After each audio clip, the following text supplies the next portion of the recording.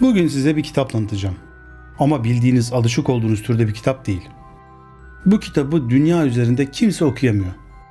Tek kopyası olan bu 240 sayfalık kitap şu an Yale Üniversitesi'ndeki Benik Nadir Kitaplar ve El Yazmaları Kütüphanesi'nde bulunuyor. Kitabın karbon tarihlemesi 1420'leri işaret ediyor. Parşömen sayfalarında kıvrımlı el yazıları ve sanki bir rüyadan alınmış gibi görünen el yapımı resimler var. Hayali bitkiler, uçan kaleler, yıkanan kadınlar, astronomi şemaları, zodyak halkaları ve üstüne yüz çizilmiş güneşler, aylar. Voynich el yazmaları olarak anılan bu kitap tarihin çözülmemiş en büyük gizemlerinden birisidir. Neden mi? Çünkü hiç kimse anlamını çözemiyor. İsim babası Wilfrid Voynich adında Polonyalı bir kitap satıcısı. 1912'de kitapla İtalya'da karşılaşıyor ve baktığında hiçbir şey anlamıyor haliyle. Kitabı bir papazdan satın alıyor ve Amerika'ya getiriyor. İşte kitabın şifresini kırmak için çalışmalar ta o zamanlardan başlıyor. Sayısız deşifre uzmanı, filolog, dil bilimci, tarihçi bu kitap üzerinde çalıştı. Uzmanlar yazıların gerçek bir dilin tüm özelliklerine sahip olmakla birlikte daha önce hiç görülmemiş bir dil olduğunu söylüyor. Gerçek dillerde harfler ve harf grupları belirli sıklıkla ortaya çıkar. Voynich el yazmalarındaki dilde de rastgele bir harf üreticisinde bulamayacağınız şablonlar mevcut. Harfler biçim ve uzunluk çeşitliliğine sahip. Bir kısmı diğer alfabelerden alınmış fakat çoğu benzersiz. Ayrıca kitap eşsiz süslemelerle, sembollerle dekore edilmiş. Kitapla ilgili uzmanlar 3 ana teori üzerinde duruyor.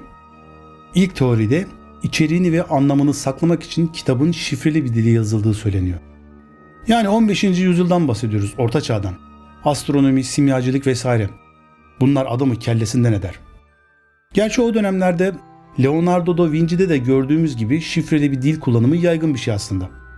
Ama Voynich gibi tamamen yeni bir alfabe ve yeni bir dil kullanımı da saçma olurdu.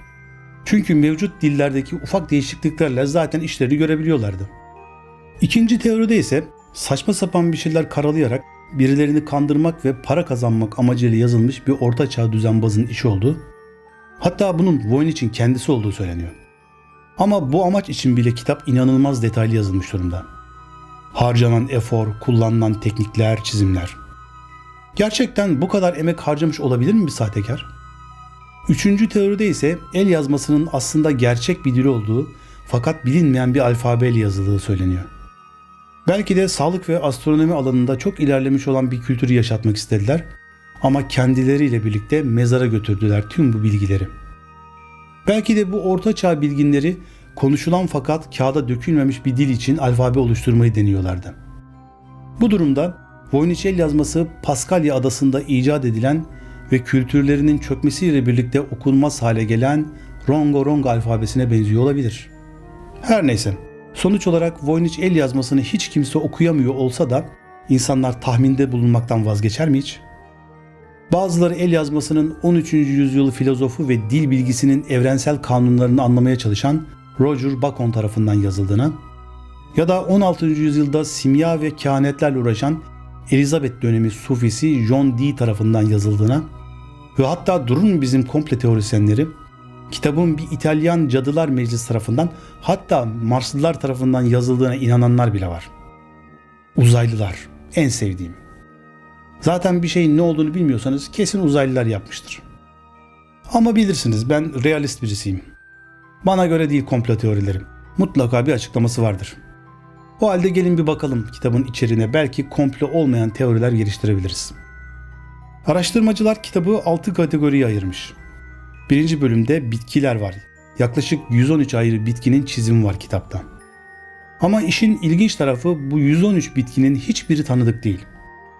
Botanik uzmanlarıyla da çalışmalar yapılmış ve herhangi bir benzerlik bulunamamış bilinen bitkilerle. İkinci bölümde astronomi ve astroloji çizimleri var. Burada burç tabloları, daireler, güneşler, aylar, balık, boğa ve yay gibi burçların sembollerini andıran çizimler mevcut. Üçüncü bölüm biyolojiye ayrılmış. Çıplak kadınlar var ve bu kadınların hepsinin karnı şişik. Hamile olduğu düşünülüyor hepsinin. Ve birçoğu banyo yapıyor veya bir sıvı içinde yüzüyorlar. Dördüncü bölümde kozmolojik biçimler var. Bu biçimler katlanmış sayfalara düzenli şekilde çizilmiş ve büyük ihtimalle coğrafi biçimleri ifade ediyorlar. Beşinci bölümde ise kırmızı, mavi veya yeşil kavanozlar içinde yüzün üzerinde farklı bitkisel ilaç resmedilmiş. 6. bölümde ise bahsettiğimiz kimsenin bilmediği dilde yazılmış sayfalarca yazı. Büyük ihtimalle bu yazılar mevcut çizimlerle ilgili açıklamalar, ilaç tarifleri vesaire gibi bilgiler içeriyor. Her bölüm bir nevi bölüm başlığı gibi sembollerle işaretlenmiş. Bu arada tüm bu şifre çözme çalışmaları sonucunda Voynicholoji diye bir akım ortaya çıkıyor. Bu işe hayatını adayanlar ki sayısı ciddi anlamda fazla, kendilerini Voynicholog olarak adlandırıyorlar. Ama iş eninde sonunda geliyor yine teknolojiye. Diyorlar ki bunu çözse yapay zeka çözer. Ve sonunda 2016 yılında Kanadalı 2 bilim insanı bir araştırma yayımlıyorlar. Yapay zeka ile şifreli metinlerin çözülmesine yönelik bir araştırma bu. Doğrudan Voynich el yazması düşünülerek yazılmamış elbette. Ama hazır yazılmışken algoritmayı bir de bizim gizemli kitaba uyguluyorlar. Ve 2018'de yaptıkları bir sunumla kitabın şifresini çözdüklerini tüm dünyaya duyuruyorlar. Ortalık resmen yıkılıyor. Tüm haber kanallarında, sosyal medyada konuşulur oluyor. Hatta bazılarına göre kitabın içinde ölümsüzlüğün formülü var ve bunu bulduklarını düşünüyorlar. Algoritmaya göre metindeki harfler mevcut dillerden bir tanesine benziyor. İbranice'ye. Harika, çözdük. İşte işin iç yüzü öyle değil maalesef. YouTube'da dahil sayısız haber video var bu konuyla alakalı. Yapay zeka 6 asırlık gizemi çözdü başlığıyla. Elbette yine bir medya abartması, tıklama alma savaşı. Çünkü kitaptaki alfabe evet İbranice'ye benziyor. Ama Çince ya da Sırpça'ya yani onlarca başka dile de benziyor. Ama hepsine %3 benziyorsa İbranice'ye %4 benziyor. Çünkü araştırmayı yapanlar da algoritmadan çıkan sonuca göre hemen Google Translate'e başvuruyorlar. Ama bir şey çıkmamış, hiçbir şey anlamamışlar. Sonra kendileri müdahale ediyorlar. Orijinal metinde değişiklikler, oynamalar yapıyorlar. Harf ekliyorlar, benzerlikler bulmaya çalışıyorlar. Sonunda onlara göre kitabın giriş cümlesi şuymuş. O kadın evin erkeğine, bana ve insanlara tavsiyeler verdi. Ama şunu açıkça söyleyebiliriz. Birçok aklı başında bilim insanı da bunu söylüyor. Yapay zeka kitabın şifresini falan çözmedi.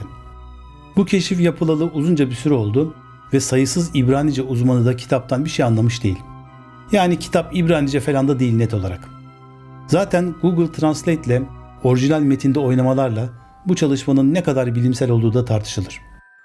Çünkü araştırmayı yürütürken kullanılan yöntemler bilimsel yöntemle de pek yakışmıyor açıkçası. Sırf bilimsel makale diye de körü körüne bir şeye inanmamak gerekir bence.